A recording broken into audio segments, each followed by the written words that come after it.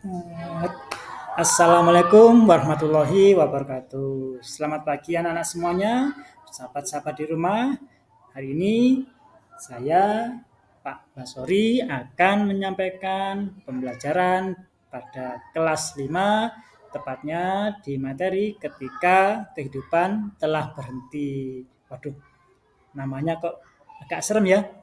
Ketika kehidupan telah berhenti. Oh, berarti nanti ada waktunya bahwa hidup akan usai.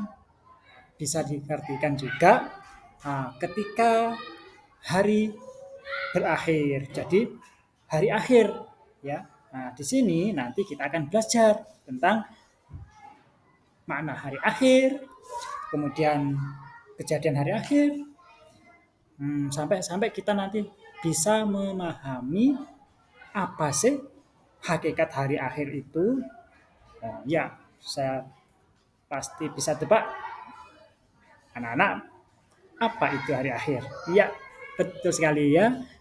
Kata lainnya di sini ialah hari kiamat. Ya, makanya nanti kita akan pelajari tentang hari kiamat. Makanya di sini ada beberapa tampilan, ada kota yang hancur lebur, ada gambar bumi yang terbakar, ada bencana alam atau kerusakan di sebuah kota, macam-macam ya. Namanya hancur ya, semua hancur yang ada di alam semesta ini. Nah, kemudian, kemudian ini yang akan kita pelajari ya. Sebelum kita membahas lebih lanjut tentang hari akhir, perlu kita pahami dulu di sini bahwa ternyata manusia itu menempuh 5 alam ya.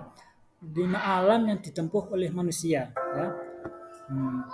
Yang pertama itu ada alam arwah. Nah, alam sebelum kehidupan. Jadi manusia itu sebelum dia di alam dunia ini, dia itu ada pada alam ruh. Makanya disebut juga alam arwah di zaman azali.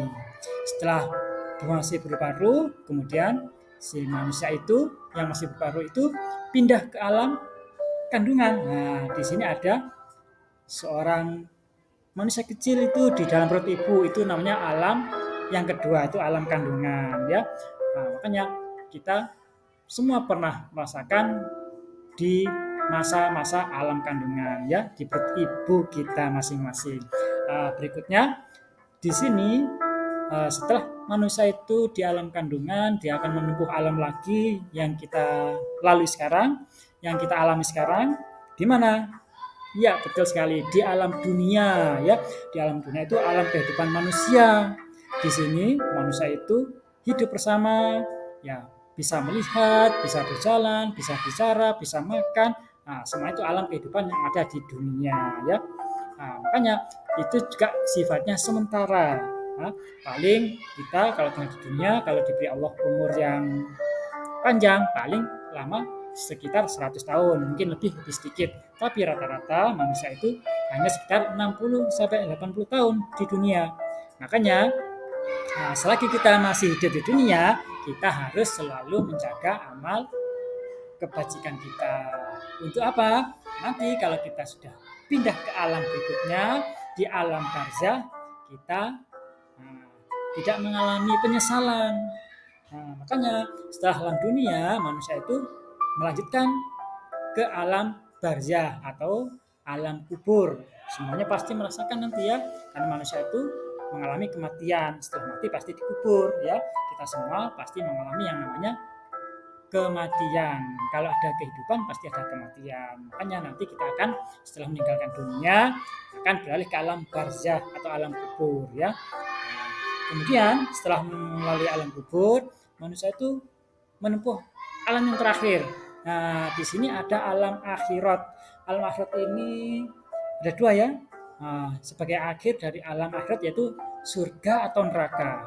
Makanya kalau kita bagus, hidupnya baik, penuh amal kebajikan semasa hidupnya, pasti apa balasannya alam surga, betul sekali. Tapi sebaliknya ya, kalau kita kurang bagus atau jelek atau sehat, ya jangan sampai naudzubillah, nanti balasannya adalah neraka. Oke, sekarang kita langsung kembali ke pokok materi, yaitu hari akhir. Wah, hari akhir ini apa ya maksudnya ya? Oh, itu sudah ada keterangan ternyata ya. Hari akhir atau disebut dengan hari kiamat adalah peristiwa hancurnya alam semesta beserta isinya. Jadi, eh, hancurnya alam semesta ini pasti akan datang ya. Datangnya hari kiamat itu didahului dengan tiupan sangkakala oleh malaikat Israfil. Setelah malaikat Israfil meniup trompet yang pertama, hancurlah semua alam yang ada di bumi ini. Alam semesta ini hancur, kehidupan akan tiada, nah, semua akan mati. Ya, itu tiupan trompet yang pertama. Kemudian setelah semuanya hancur, orang yang hidup meninggal, nah, ditiup lagi trompet yang kedua, sangkakala kedua oleh malaikat Israfil. Nah, ditiupnya sangkakala yang kedua ini ya pertanda dibangkitkannya manusia dari kematian ya. Jadi setelah semuanya mati, begitu sangkakala ditiup dibangkitkan lagi. Nah, di sini manusia akan berbondong-bondong bangkit dari kematiannya untuk menuju alam berikutnya, ada alam mahsyar ya dan alam-alam seterusnya ya. Kemudian di sini akan kita bahas juga macam-macam hari kiamat. Ternyata kiamat itu ada dua ya. Yang pertama ada kiamat sugro. Yang namanya sugro itu kecil ya. Nah, makanya di sini kiamat sugro itu mempunyai arti hancurnya sebagian alam semesta ini. Contoh ya, ada gunung meletus, ada banjir, mungkin tsunami, mungkin gempa bumi, atau yang lainnya. Ya, pokoknya hanya berupa kecil kejadiannya yang bersifat sesaat, tapi bisa terulang lagi. Itu termasuk kiamat sugro ya. Makanya kalau ada kiamat kecil, pasti ada kiamat besar ya. Nah, kemudian di sini ada yang kedua itu kiamat kubro yang sudah saya sampaikan tadi ya, kiamat besar ya. Kalau kiamat kubro di sini ialah kalimat kiamat yang mempunyai arti hancurnya alam semesta ini beserta isinya. Jadi semua akan hancur, entah itu bumi, entah itu matahari, entah itu planet Mars, Jupiter atau planet-planet yang lainnya, entah bulan, entah macam-macam yang ada di alam raya ini, semuanya pasti hancur. Yang hidup pun mati. Nah, kapan datanya? Kita belum tahu, hanya Allah yang tahu. Tapi Allah sudah menyampaikan bahwa tanda-tanda kiamat kubro itu sudah disampaikan oleh Nabi Muhammad ya. Tanda-tanda besar seperti munculnya atau terbitnya matahari dari arah barat. Nah, kan selama ini matahari kan terbit dari timur nggih. Nah, makanya nanti kalau sudah ada tanda kalau matahari terbit dari arah barat, wah itu sudah tanda apa? Kiamat kubro. Kemudian tanda berikutnya ada munculnya Dajjal ya. Nah, terus hancurnya kota Makkah. Terus muncul lagi ada binatang buas bisa bicara. Dan turunnya Nabi Isa. Nah, juga ada munculnya nanti Ya'juj Ma'juj ya dan semua itu akan datang. Nah, makanya itu sudah tanda-tanda besar. Kalau itu sudah datang, makanya itulah hari akhir akan tiba atau hari kiamat ya. Mudah-mudahan kita diberi pertolongan oleh Allah, diberi kemudahan oleh Allah dalam mengimani hari kiamat ya. Nah, ya.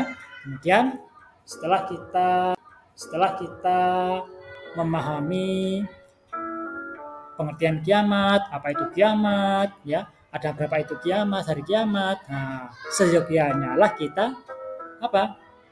Memahami juga ya kalau kita iman kepada hari akhir, pasti ya kita akan berhati-hati dalam berbuat ya, berperilaku. Nah, makanya kalau kita sudah imannya kuat ya pada hari akhir, maka kita pasti semangat dalam berbuat kebaikan ya, suka menolong, suka membantu teman, suka berbagi, suka sedekah, suka infak, melaksanakan zakat, semuanya akan kita lakukan tanpa ragu. Kenapa? Itu semuanya berbalas ya. Hati-hati dalam melakukan segala sesuatu, tidak gampang ceroboh ya. Kita akan ingat itu sehingga apa? Itu semua akan jadi amal yang akan dipertanggungjawabkan di alam akhirat. Kalau amal baik, ya insya Allah nanti akan kembali ke surga.